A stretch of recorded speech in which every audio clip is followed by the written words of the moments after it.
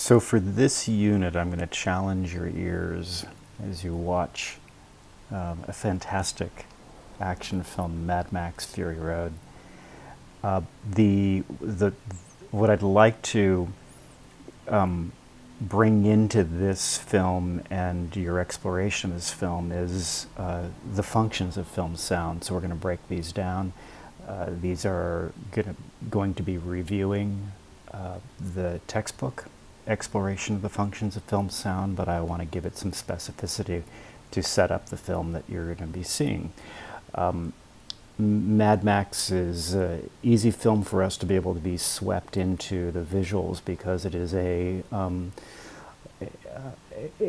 chase from beginning to end, and yet sound becomes such an important element, and in fact so important that in fact it was recognized at the Academy Awards for not only its film editing but also its contributions to sound. So I'm going to, yes, we can enjoy it visually, but now I want you to really listen to it carefully and listen to see how sound actually works and builds and intensifies the world. So what are the functions of film sound? Here they are, broken down in one nice slide, but we're going to actually break them down individually. So first is the function of film sound is to reveal this movie's world. Visuals will show the story, and sounds are going to help supplement, but they could also intensify that world. We can think of the term audio mise-en-scène, which we have sound that actually can provide a whole nother layer of clues for the audience to help us understand the temporal and understand the spatial dimensions of the diegesis beyond the frame, or even giving us specificity of meaning within the frame. So you think of audio clues like keys opening a door, or a child's cry, or the loading of a gun, a timer going off, a phone rings, a police siren. All of these give us some specificity. But in addition to that, these are also giving us another function of sound, and that's to provide audience awareness and expectations.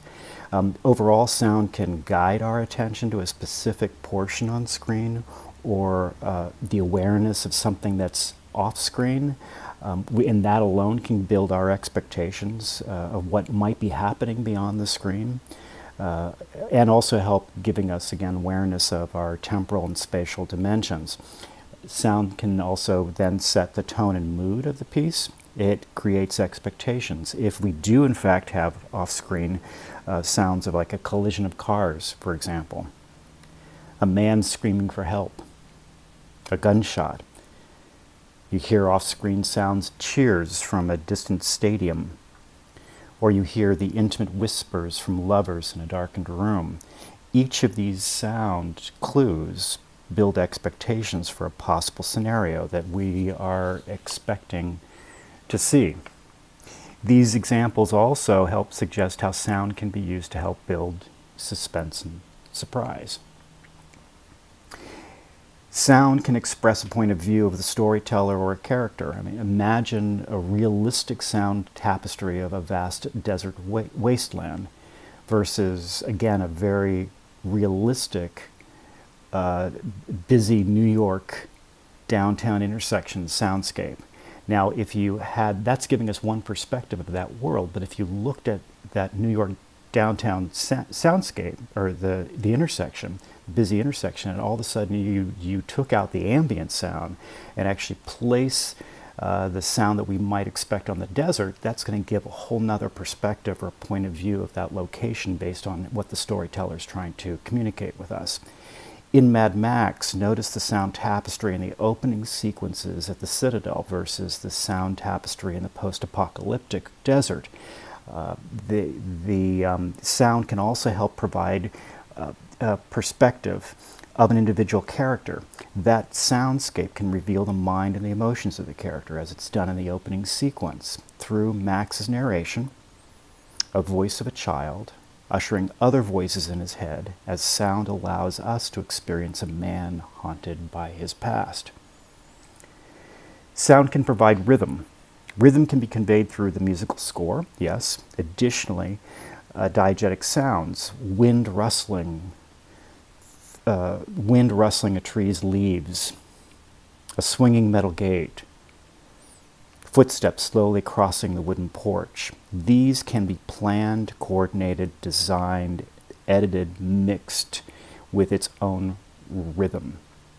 The chases you see in Mad Max have been carefully crafted visually, an assemblage of shots that build our thrills, with point-of-view shots, perilous relationships, kinetic action of vehicles, guns, explosions, keeping us engaged with characters emotionally, using tighter shots, tighter close-ups, and much wider shots to give us setting, a wider perspective for landscape and context.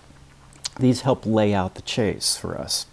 But there's a rhythm present in these action sequences, and the sound is there with its visual rhythm to complement and embellish the thrills. So listen, really listen. Sound can provide emphasis. Closely connected with rhythm, sound can provide emphasis. Yes, it can direct our attention, but it can emphasize the importance of what we are expected to see, or hear, or to feel. The visual may provide a punctuation mark, or a comma, or a period, and the sound can elevate that to an exclamation mark. It can be the sound's pitch or the loudness of a diegetic sound, intensifying a gunshot or the squeal of tires. Or we could use sound that's not faithful to its source, and that can give it emphasis and punctuation or another point of view and perspective. Sound reveals aspects of each of the main characters. In addition to allowing us to enter the thoughts and perspectives of a character, sounds can reveal and identify characters or groups of characters. John Williams, his scores, the musical themes that he integrates into the movies he's composing, help identify characters and relationships, notably in the Star Wars pictures and the Harry Potter films. In today's film, be aware, with Mad Max, be aware of the groups and the individuals being identified by the sounds and the musical themes, whether it's Max, Furiosa, Morton Joe, the War Boys. Finally, sound provides continuity. We are celebrating and examining the art of motion pictures in this course. And in my book, this motion picture is art. Motion pictures move. As we explored in the previous unit, we I think appreciate really the importance of editing, the assemblage or the montage of shots that keep driving the story forward. Sound's contribution is significant, leading us to the next shot. Overlapping sound carries the sound from a first shot over to the next before the sound of the second takes over. Or we initially hear that sound of that second shot as an off-screen sound in the first shot, thereby creating expectations and again moving the story forward, providing continuity between the shots. So, 7 functions. I ask you, I challenge you, in the screening of Mad Max, be aware of the sound. Be in awe of its power.